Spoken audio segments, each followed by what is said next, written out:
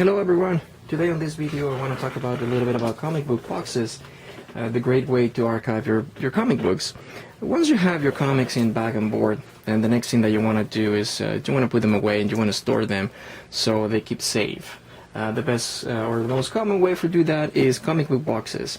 Comic book boxes are just cardboard boxes that are meant to fit your comic books and magazines.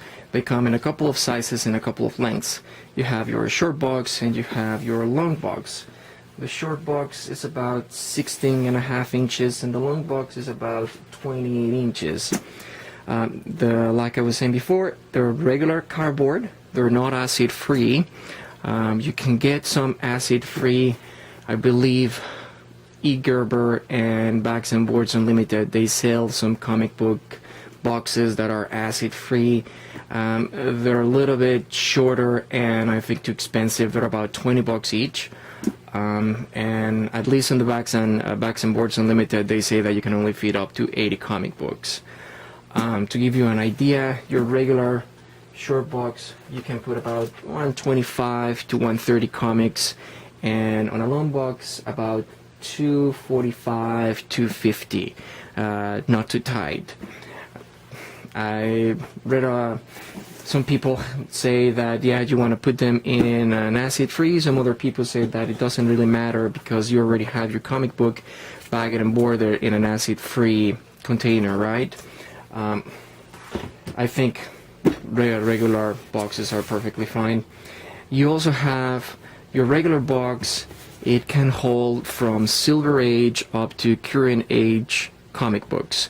If you have Golden Age books, if you have magazines or the old style graphic novels, they came out around in the 80s or so, you're going to need a magazine box, which are essentially exactly the same, except that they're wider to fit your comic books. The regular comic books, you can fit the comic Silver Age and current bagged and boarded. That's not a problem.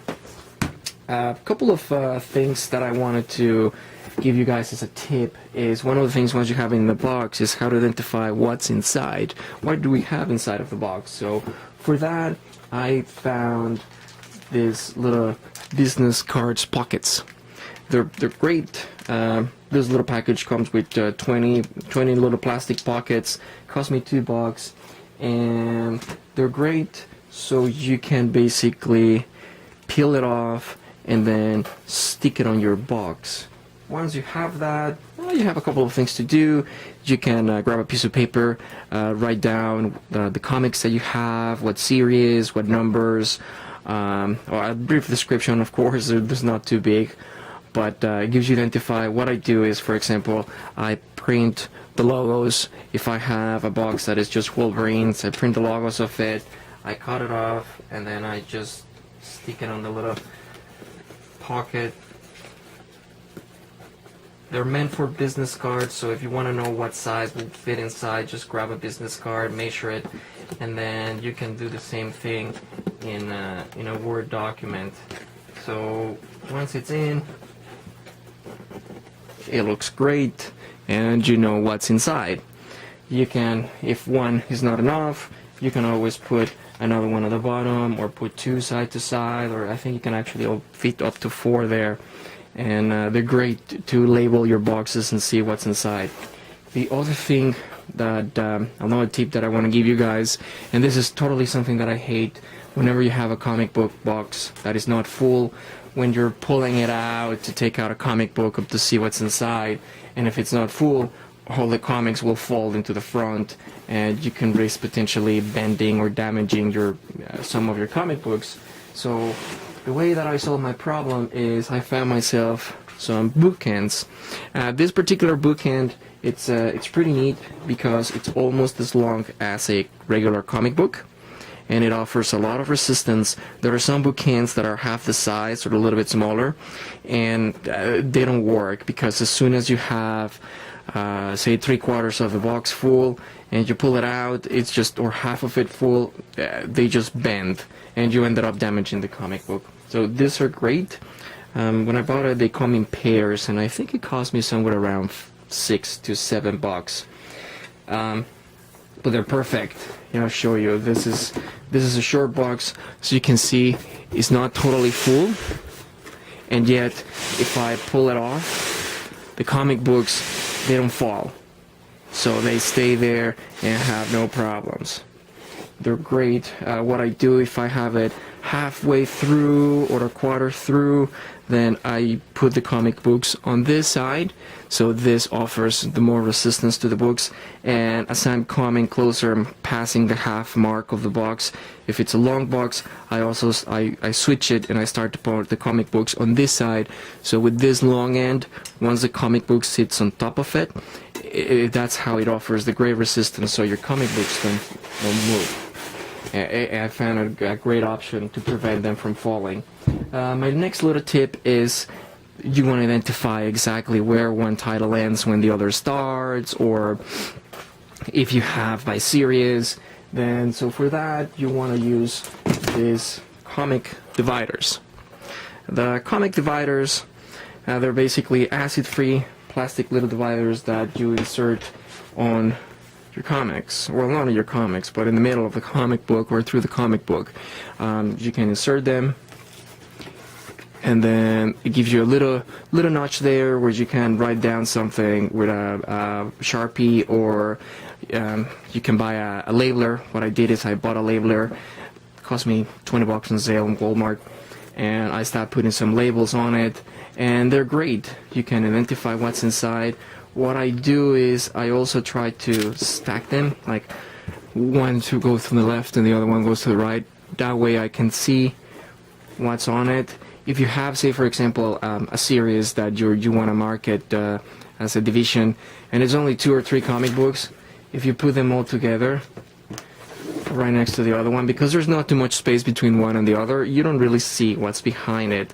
So I just flip it and I do it this way. That way I can see, even if it's just one single comic book, you can see exactly what is there. Some of them, they come in different colors. I think Ultra Pro has them in green, red, white is my preferred color. You can also get them black, and they're great to add a little bit more organizing to your comic books. Now I want to show you this one here. I'm going to show you one of my full boxes.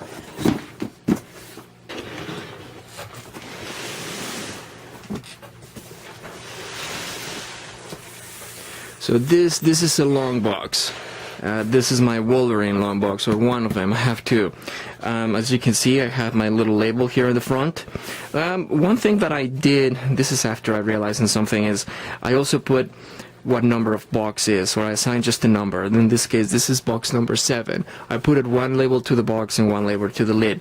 The reason that I did this is when I was just going through my comic book collection and I was organizing it, I started to put my lids back, and then I noticed that one of the lists was larger than the other one, and I was like, okay, what's going on? And so I found out that depending on the brand, some of the comic book boxes are a tad bit longer than the others. I measured it. It's like one was 28 and a bit, and the other one is 27 and a bit, or 28, can't remember. But they're a little bit longer than others. So what I did is I labeled it that way. When I would open 2 or 3 more comic books, I would just go by the numbers and boom, boom, start putting them out. The other thing that this helps you about is also for your labeling. If, for example, you have a lot of comic books in a long box, different type of titles or series, and this little piece of paper is not really long enough for you, so you can also have a spreadsheet and you can say, okay, this comic book of this series is in box number 7 or in box number 8, and that way you know exactly where there is, so when you're looking for it, you just go and grab it. So here it is. I have about 240 comics in this box. One thing you don't want to do is you don't want to pack it. You don't want to pack your box into a point where you can no longer go through the books and see what is it. You're putting a little bit of stress on the comic, and when you want to go through it and find a comic book, you won't be able to see what's behind. You're going to have to start pulling out comics and see, okay, this is not it, this is not it. So the best way is just leave a little bit of leeway. Like I said, this box, I have 240, 241, and that number is perfect. It lets me go through them, see what's behind them, see what's the next comic book, and pull it out, pull it back in. It's feeling off, so even if I pull it out, the comic books won't fall into the front, so damaging. So this is great. And as you can see here, I have my little divider, and with a little label of what the title is there. And they're great. They show you exactly what you have. This is a great way to keep your comic books organized and protected. There are some very other ways of doing it. I know some people use the magazine bookcases. Can't remember the name. I don't really like them. I don't really like anything that is not really meant to be for a comic book, and that because it fits perfect. You don't have too much of space in between the ends, and then if it's precisely for your comic books, you have the size for the box to protect your comic books. You can stack the boxes. One video that I found that I think is great, and I'm gonna put it on my description of my video, is they basically were telling that if you want to stack comic books, what you do is you don't just start piling them one on top of the other one. You want to go in your comic one box, you're going to go one way, and the next box is going to go across of it, the one at the top. That way, say when you have two together like this, and you put your next line and it goes across of it, then the weight is distributed under the boxes that you have at the bottom. A full comic book box, at least a long box, is about 50 pounds. So imagine stacking 2 or 3 comic book boxes, how much weight the comic at the bottom is going to have on top of it. So you want to just put it across it. I believe the guy was saying, I think if you have short boxes, you can put 2 lines, and if you have long boxes, you can make 3 long boxes, 3 lines. So yeah, so this is great way to store your comic books. One of the things you have, there are some cardboard drawer comic books. They're essentially the comic book, but then you have your little drawer that comes out. I have never been able to find those in my comic books around here. You can only get them online. They're a little bit more expensive than your regular comic books, but not as expensive as the acid-free comic book boxes. I was watching a video, and I believe those particular comic book boxes, they are meant, it's a more thicker cardboard, so you can stack up to, I believe, 4 comic books and have no problems about the weight. Although, I don't know, I still won't recommend it. The guy video that I was telling you about that was saying that it was a cross, he was really talking about also the drawer boxes. So whether you have a drawer box or whether you have your regular comic book box, you don't really just want to stack one on top of the other one. You want to do it the crossways. So anyways, I think that's it for today, guys. I hope you enjoyed this video, and until next time, take care.